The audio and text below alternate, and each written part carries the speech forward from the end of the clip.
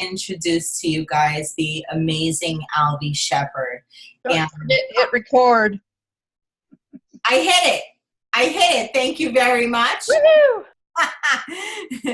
So, Alvie is just such a stand-up guy. I'm going to let him share his story. I thought we would discuss the Ice the Body Challenge, this great competition that we have, and he won $25,000 in this competition. But I think more important than the competition is his story of perseverance. And that's what I really want you guys to take away tonight, because if you look at him from the outside, you think, you know, this guy was a major league baseball player. He grew up living and breathing baseball. And then, you know, anybody else would have gotten hurt or injured and taken out of the game and would have just stopped. But this guy is just amazing. He's a gem. And he really kept going, and he really fought hard to be where he is today with his health, with business, with really everything in life. You know, I don't think you're the type of dude where things were just handed to you on a silver platter. So I will share with you guys that when I had a team training, this guy flew down from Chicago, paid his own way, his own hotel to come and train my team. He had no financial link to me, but he came and did it. And this is the type of person that we have here tonight. So please welcome the amazing, my favorite, Alvie Sheperd. Hey, thanks, Angela. Hello, everybody. A lot of people here. 75. Wow. Woo. Yeah, we're from the East Coast, so people usually jump on casually late, but yeah, that's a lot of awesome people.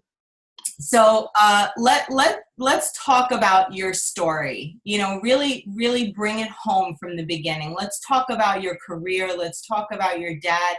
How did things kind of happen for you that put you in this place today? Well, you started off, like you said something right there that was really important, is my dad. You're going to get me emotional right off the bat, aren't you? So my dad was always my coach. You know, I grew up, my dad was hard on me. I mean, but it was what helped me get to that right there behind me. So, you know, he was my coach. He was one of my biggest fans, and one of my toughest critics, but it helped push me and really mold me to who I am today. So as a young athlete, you know, I always wanted to win. I wanted to win. I mean, losing was something that happens. Failure is part of success, and I know that. But at a young age, I just really had that desire to win, and so I would work my butt off, and I would work hard, and I enjoyed it. It wasn't like, I know a lot of kids get burnt out, and they're just over it early on because maybe they get pushed too hard, or and I understand that. But I pushed myself because I really wanted it. So for me, at a young age, it was just something that I really loved to do, is play sports. And so as I got going, you know, my about 12 years old, my dad took me to my first professional baseball game. It was at Comiskey Park, and you know, my dad was a huge White Sox fan. So I just remember sitting in dead center field, you know, as far away as you could possibly be from home plate, but it was a night game, and it was just beautiful. I mean, the grass was as green as it can get. You know, all these big men out there running around, playing, having fun. It was just like, you know, Greg Lazinski was a amazing player back in the day. He hit a home run over the fence. It was just a big thing for me, and it really just took me to a whole other mentality. Like, I am gonna be on that field one day. And so it was something that in an early age, it really just burned into my mindset that I wanted to get there. So that was important. And then, you know, I went through high school. I was one of the star athletes in the state of Illinois. Football, I was, you know, all conference and this and that. And basketball, I was the banger down low and did well with that. But baseball was my favorite sport. It was something I excelled in pretty well. And I went to college in a full scholarship at the University of Nebraska for baseball. And so I got a scholarship, which my parents were, you know, blue collar. You know, they worked hard like all of you.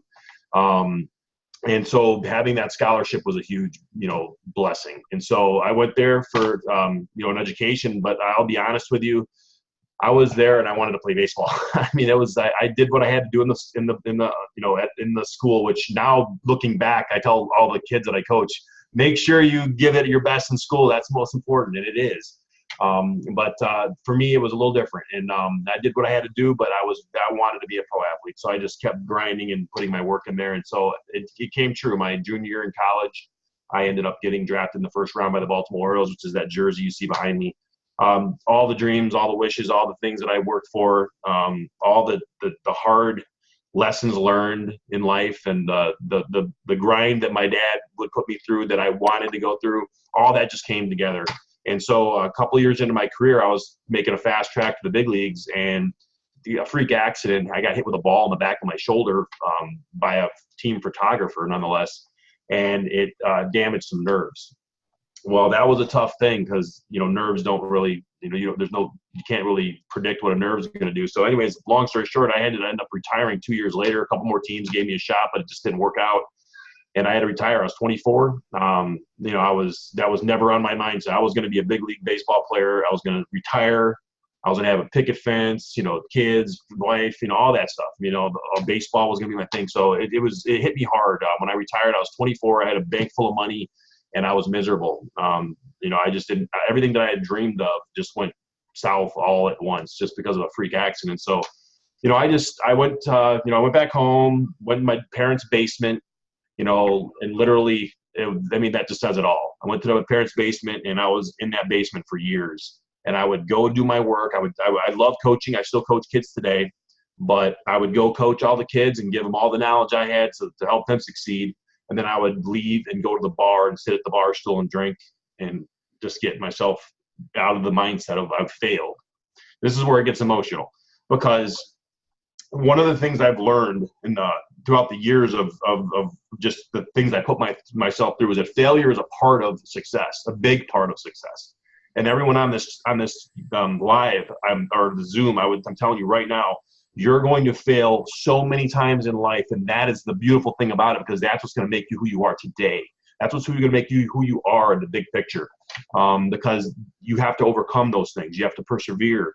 And it took me a long time to do that. It was 13 years of abusing myself mentally, physically, financially even. I was making just enough to get by, and a lot of that money was going to drinking and drugs. It was a very slippery slope that I went down, and by God's grace, and God is the only reason why I'm talking to all of you right now, it is that he gave me a second chance. I ended up having a brain aneurysm back in 2013. I was 307 pounds. I had been 13 years of abusing myself. It got worse as it went. I was fine. I was kind of started a little bit slow, and then all of a sudden it was just like, what happened? Everything went south, and I couldn't get myself out of it. And the Lord helped me, because I had been praying for quite a while to kind of, I needed something. And so that's what happened. I had a brain aneurysm, and that was it. That was the best thing that ever happened to me. But obviously, then I ended up having kids, which was the next best thing that ever happened to me. When we get married, obviously. But so it was just it was a long road to get where I'm at today. But, it was definitely something I needed to go through. God has a plan for all of us. And, for me, having that second chance has been the reason why I do what I do today, because I feel like I can help others have that second chance. And that's one of the things that I really love about Isogenics and what we have, is that I'm able to share something that I'm so passionate about, that's helped me completely change my life. I dropped 45 pounds with this after I lost 40 on my own with my own, methods of just eating better and working out. And then I got stuck, and I got on board. One of my old teammates from the Orioles actually reached out to me and introduced me to the program.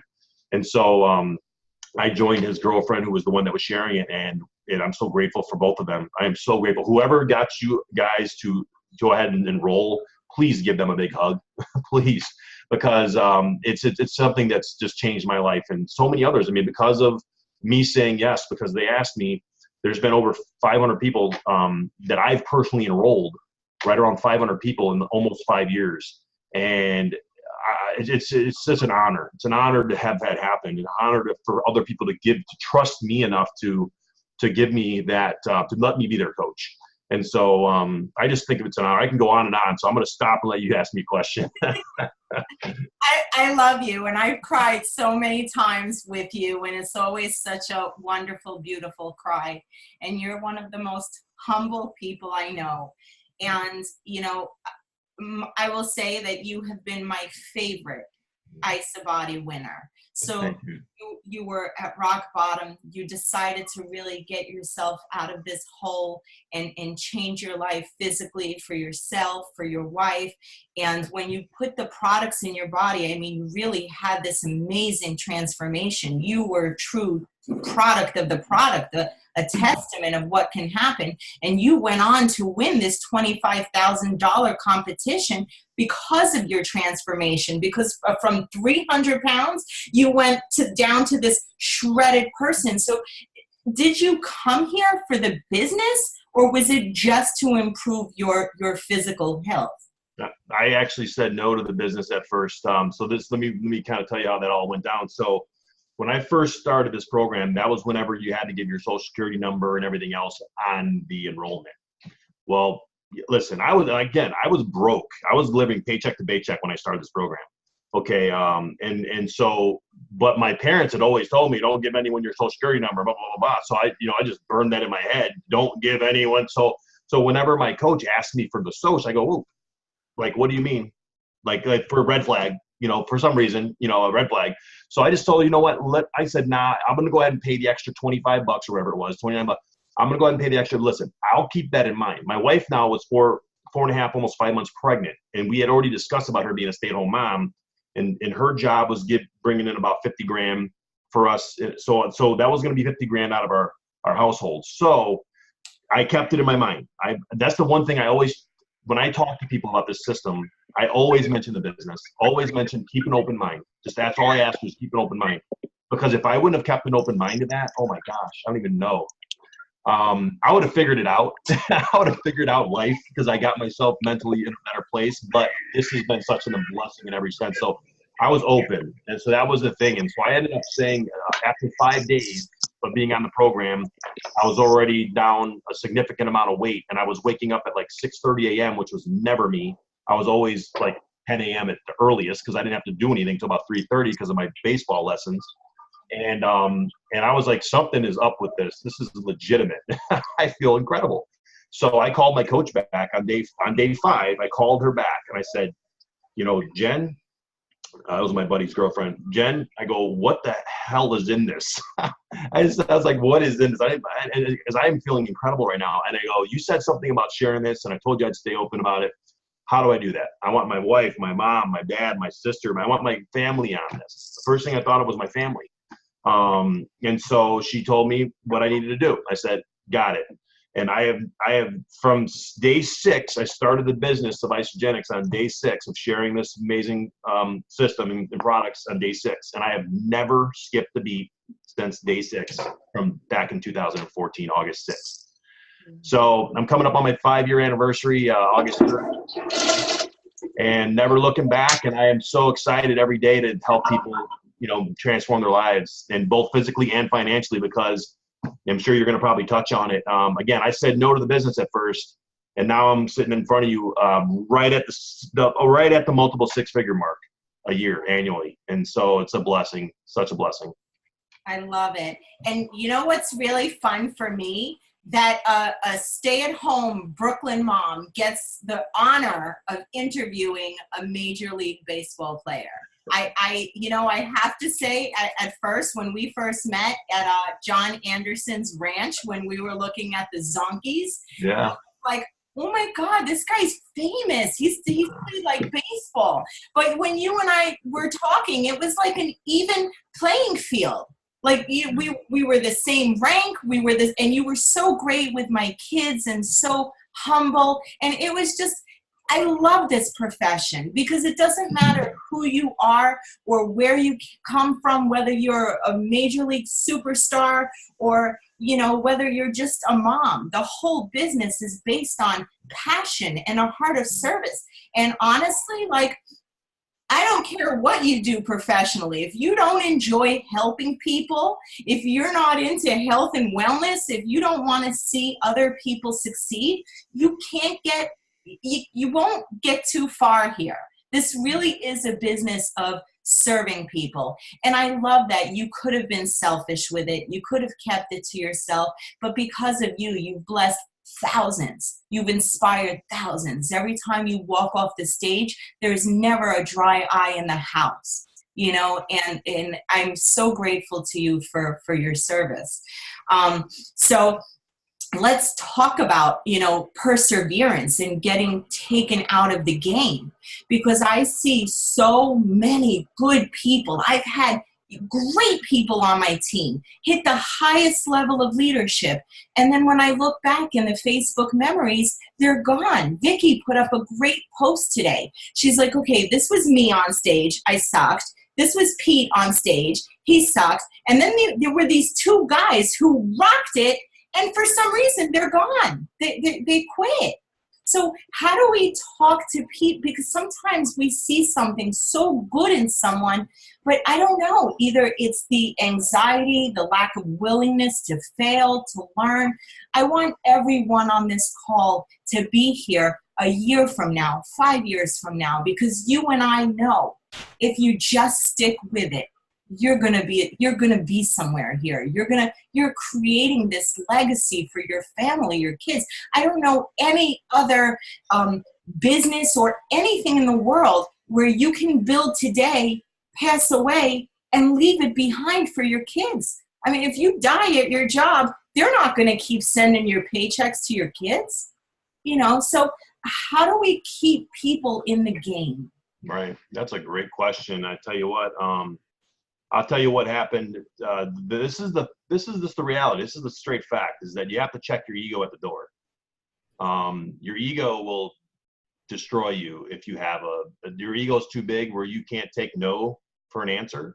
You have to understand that people it's hard to change your life if you're not willing to do it. And some people just they're not ready. And I hate that word ready. Is anyone ever ready though? I mean, but people have to get to a certain pain level, it almost seems, to like really kind of push that panic button almost to do it. I mean, I'm sitting here right now because I almost died. If I wouldn't have almost died, who knows where I'd be right now? I'd probably be dead. I mean, and I say that, seriously, because I needed to do something different. And so, that's one thing that I think is the ego will sometimes take people out of the game because they're too worried what someone else thinks. They're too worried what their friends think because they post something on Facebook. They're too worried what, their neighbors are saying behind their back. And you know what? It's none of your business. You know what? Do you, be you. You are helping people. I mean, you're helping people. I mean, this is a business about people, and it's also a business of love. The one thing that I thank the Lord every day for is because when I got that second chance, I felt the love He gave for me to like keep me on this earth. And so whenever I do what I do it with love. I mean, I get emotional. If any one of you have ever seen my lives, there's times where I'll just start bawling, and it's not because I'm some crybaby. I just feel everything. I feel it. And that doesn't mean you all have to cry and feel everything to the 90th degree or whatever. But I mean, but the thing is though, is that when you are really sincere about what you're doing, it doesn't mean, and you can be sincere without the tears, okay? But for me, I love what I do, and so the love is pouring out. And I think that if you really have that heart of service, that people see that. And so my I guess my answer to the question is how do you keep people in is, you just you got to show people the way, and the way you lead, whether it's with, hopefully it's with love, and people can see that, and most people are going to respect that, and being vulnerable.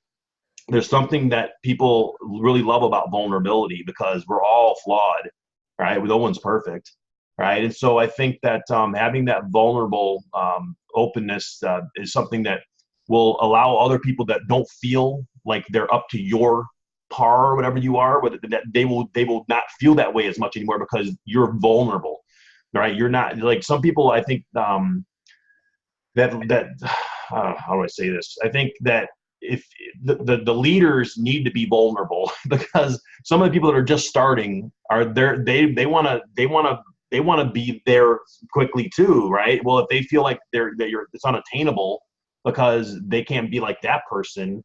I think that's kind of it turns people off a little bit. Whereas I'm going to be this same lovable, emotional person that I am the whole way. It doesn't make me better or worse than anyone, but that's what I feel That's who I am. And I think that's going to be something that if you can open up and be vulnerable, that's my point. The vulnerability will definitely have people that will want to stay with that because they trust you and they feel that love. I don't know. I don't know if I just ran around with that one, but I don't know. It's a tough question because, I mean, there's a lot of people that I've had too. I mean, if you look in your back office, if you've been in this company for any amount of years, you're going to see a lot of zeros.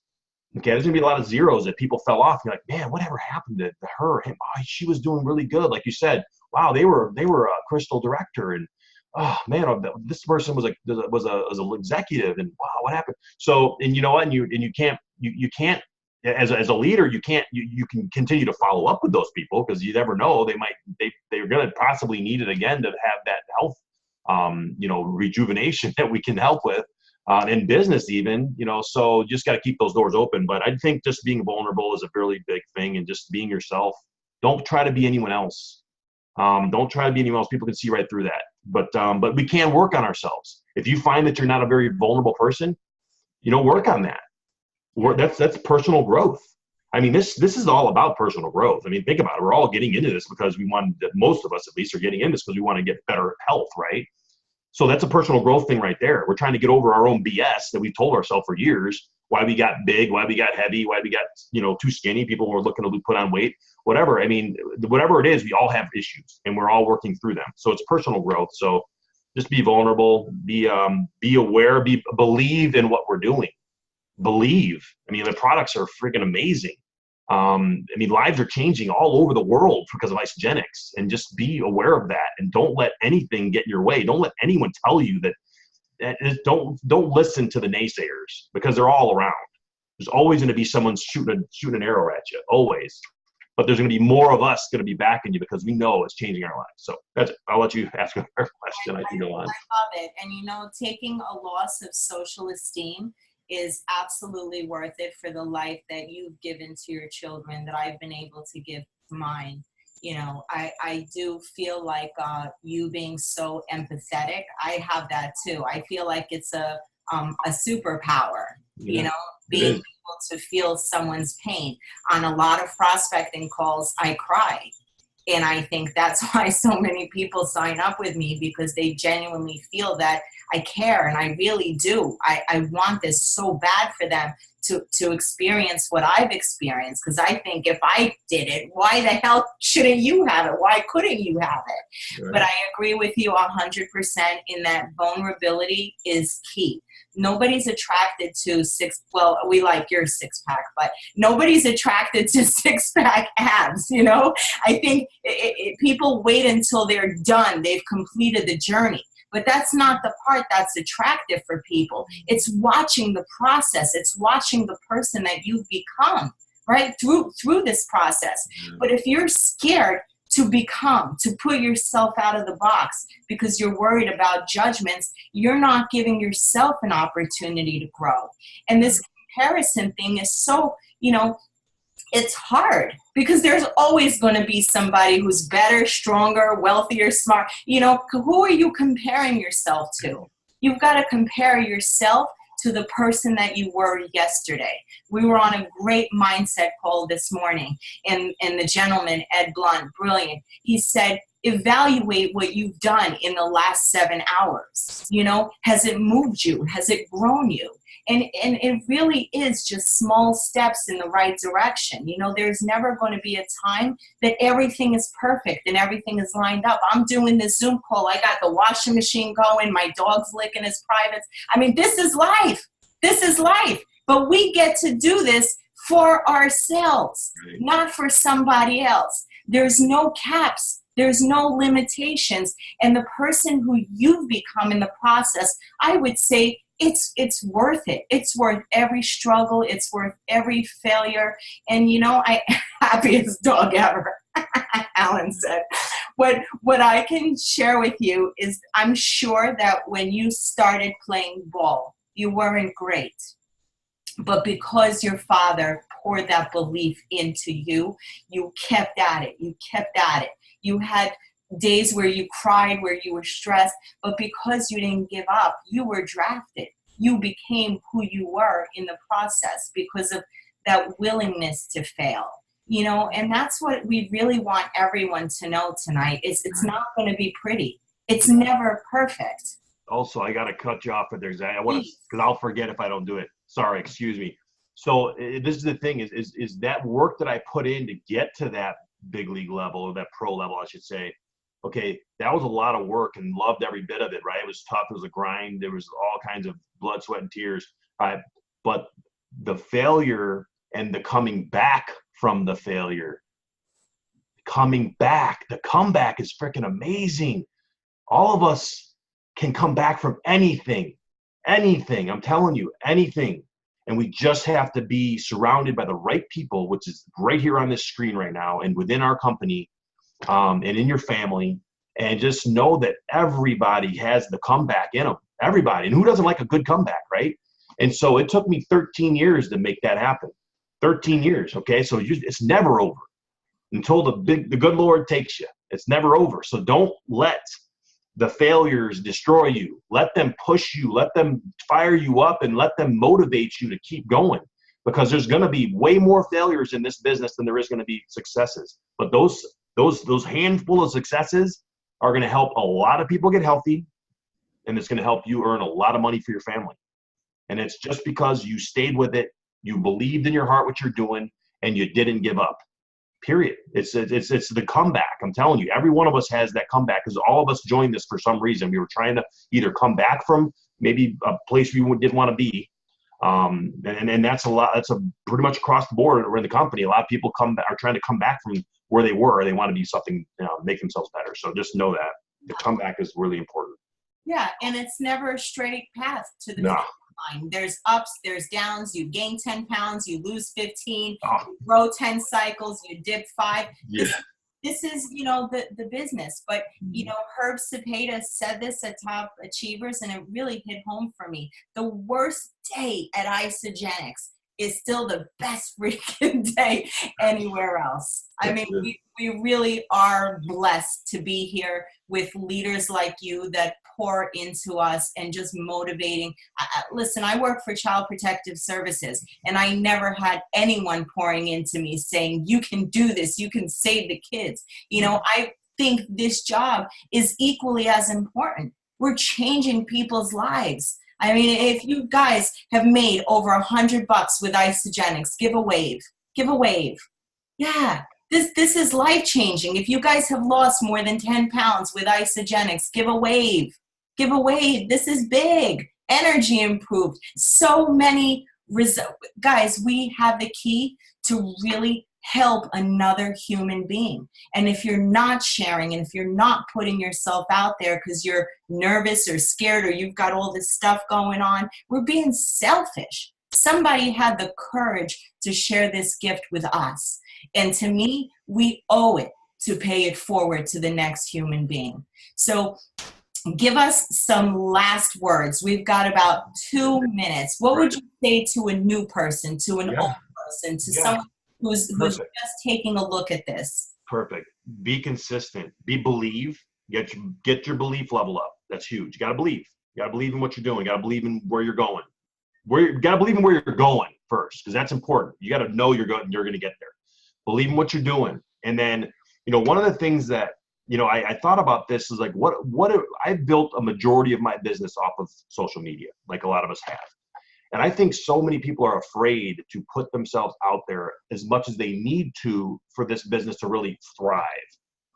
One thing I'll tell you is this, you treat the way I go about social media on Facebook and so on is almost like a reality show. Now it's me being authentic, of course, but it's my own reality show. And believe me, people love a freaking reality show.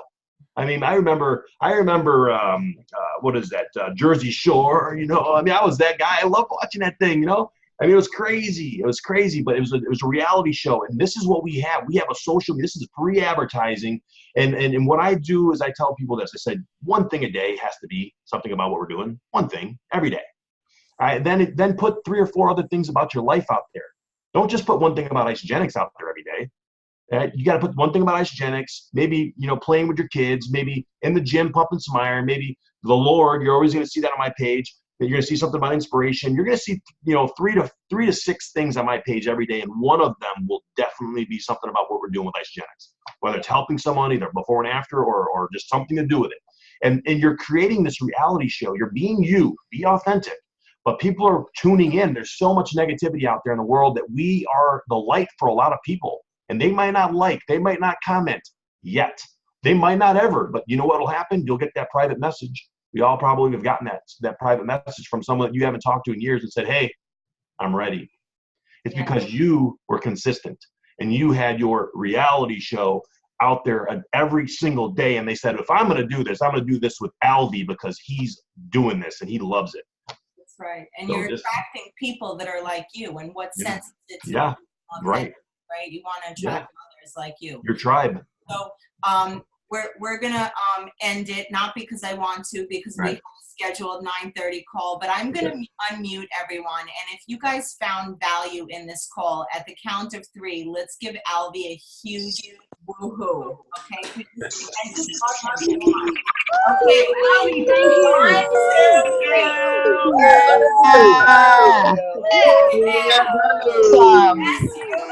2, 3. Thank you. Thank you. Love you. Oh, yeah. What's up? Yeah. Yes, you can. Yes, you can. Go Cubs. Yes, you can.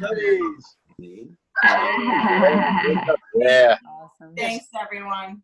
Thank you. Angela. Thank you.